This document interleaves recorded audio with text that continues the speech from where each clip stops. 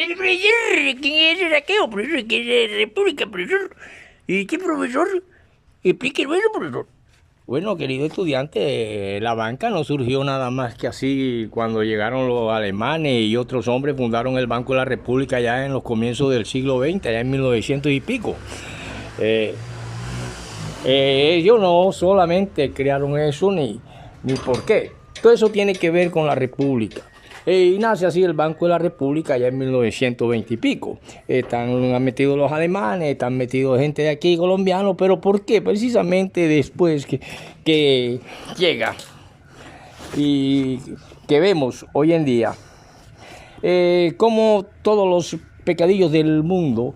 se pagaban y a alguien que se encontraba al lado del templo de Jerusalén y eran unos judíos que cobraban por la venta de la palomita, por la venta del carnerito, por la venta de la ovejita, por la venta del toro, para sacrificar, para regalar sangre a Dios, y que era por los pecados que ellos habían cometido, que ya venía de herencia de Adán y Eva. Y entonces la tradición y la modernidad y el Estado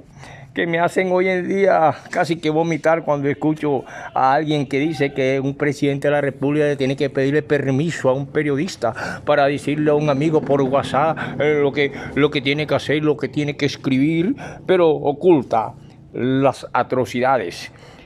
En el templo de Jerusalén, en una banquita donde se sentaban para vender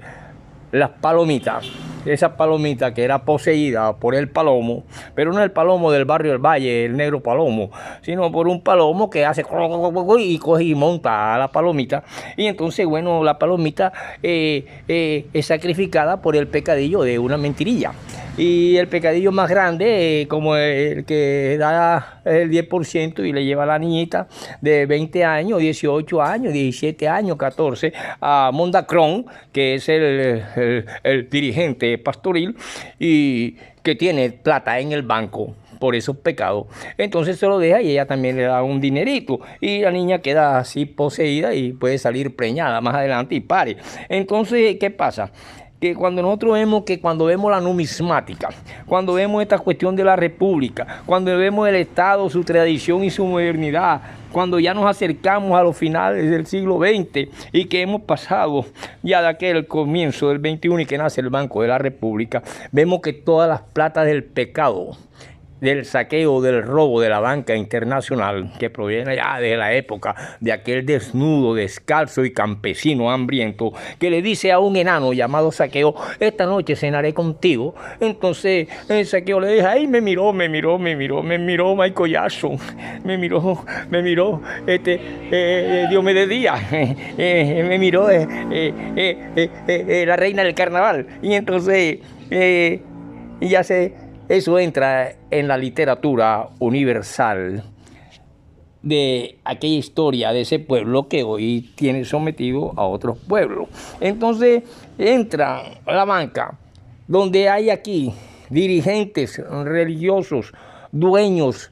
de grandes mansiones, miles de millones de pesos regados en todos los bancos del mundo y que dirigen partidos políticos en Colombia y sin embargo no pagan impuestos, no pagan esto, no pagan aquello y entonces son una porquería que en última instancia utilizan a un desnudo, a un hambriento que le dice al enano Saqueo, que era el que prestaba con intereses y usura en aquellas épocas, y que él se arrepiente y entonces empieza a darle de su plata un poquito a los pobres para que se metan en la arepita, se metan en la empanadita. Y durante esta década de cambio del siglo, comerciantes, banqueros, ojo, los que estaban sentados en la banca del templo de Jerusalén, metían su billetico ahí por los pecados y sacrificaban a la palomita, al carnerito, a la ovejita. Y todo el mundo bacano y sigue cometiendo los mismos crímenes, los mismos asesinatos, la hipocresía, la mentira, a través de estas cuestiones pulpitarias. Y entraron los propietarios de tierra e industriales que ascendieron directamente al poder y tomaron control del mismo con la influencia que ejercieron sobre los partidos políticos y las instituciones gubernamentales. Toda esta gente, banqueros, usureros, comerciantes de aquellas épocas, influyeron directamente al poder, y de esta gente pueden hacer cuestiones que dicen que el señor presidente está violando la Constitución colombiana porque llamaron al poeta Eddie Muriel Robinson Ferreira el señor presidente de la República o el señor alcalde de Barranquilla porque se comunicaban por WhatsApp, y entonces tiene el señor Ferreira que pedirle permiso, y el señor presidente tiene que pedirle permiso al periodista embustero de una emisora o de una televisora, porque entonces ya sacan unos cuestiones denigrando totalmente y olvidando la verdadera lucha que nos tiene a punto en estas fronteras que nacen en determinado momento, cuando ya hay delimitaciones y divisiones territoriales, poblacionales, allá en esa Colombia hacia los años 1920, y así poco a poco se delineó. La cuestión es por qué Ecuador tiene que quedar aquí, esta es la eliminación con el Perú, su lucha, su guerra, que queda Venezuela delimitada por la frontera, que una vez perteneció a La Guajira a Venezuela, etcétera, etcétera. Y de esta manera ellos dieron forma a lo que se conoce como las fuerzas históricas, que desde mediados del siglo XIX impulsaban la inserción de nuestro país en el sistema capitalista mundial. Y por eso es que a finales del siglo de 1910, a finales de este siglo XX, allá entre 1886 y 1910, el triunfo de la regeneración de ese hombre que hace la Constitución de 1886, llamado Baliño, bajo su liderazgo, Nariños, Rafael Núñez, dio principio al final del siglo XIX. Hubo una coalición de liberales independientes y de conservadores reunidos en el Partido Nacional, el cual se impuso al vencer a los liberales radicales en una famosa guerra. Sí, profesor, usted lo dijo la vez pasada, profesor, y entonces, ¿qué tiene que ver eso con la paz? Sin embargo, el régimen de Rafael Reyes se desgastó y terminó por imponer una hegemonía dictatorial, lo que contrastaba con las aspiraciones modernizadoras de los sectores moderados de ambos partidos políticos, de las filas opositoras a Reyes. Y por eso en el año de 1909 surgió una nueva alianza, la cual se transformó en tercer partido, y es el republicano. Este, como el anterior de Núñez, más que un partido como tal, fue en realidad un mecanismo político utilizado para resolver una crisis e imponer la reforma necesaria al ordenamiento social. El republicanismo, bajo la presencia de un hombre llamado Carlos Restrepo, lideró la reforma de la Constitución del 86 y puso medidas como la abolición de la pena de muerte, la prohibición de la reelección inmediata del presidente y la delimitación clara de sus funciones y responsabilidades, la reducción del periodo presidencial a 4 años, que es el que tenemos, pero sin embargo, aquí aparece un partido y un hombre que dice: yo sí me voy a reelegir y tal, porque yo soy el puta y yo tengo plata, y así que el pecadillo que quedó con la palomita crucificada tiene toda su sangre asquerosa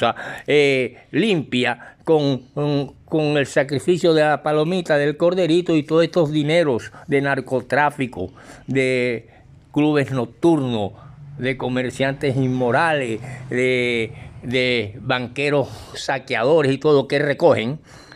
igual que en las famosas puertas del templo de Salomón o el templo antiguo, sacrificaban una palomita, un corderito por los pecados, sean crímenes de lesa humanidad, de presidentes que maten gente, porque son presidentes. Y entonces resulta que ahora no dicen nada durante tanto tiempo los medios de comunicación tradicionales, pero sí ponen la voz en el cielo cuando dicen: el presidente actual de la República de Colombia acaba de decirle por WhatsApp al poeta Eddie Muriel que buenos días, pero tiene que pedirle permiso a los periódicos de Julanito y de Sutanito y a nosotros que somos los que diezmamos. Te reprendo, Satanás, en el nombre de Jesucristo. Nos vemos en la próxima para entrar a otro tema y dejar aquí las cuestiones de la República y la paz. Por lo tanto, los cambios son estructurales, no pañitos de agua tibia. Nos vemos en la próxima.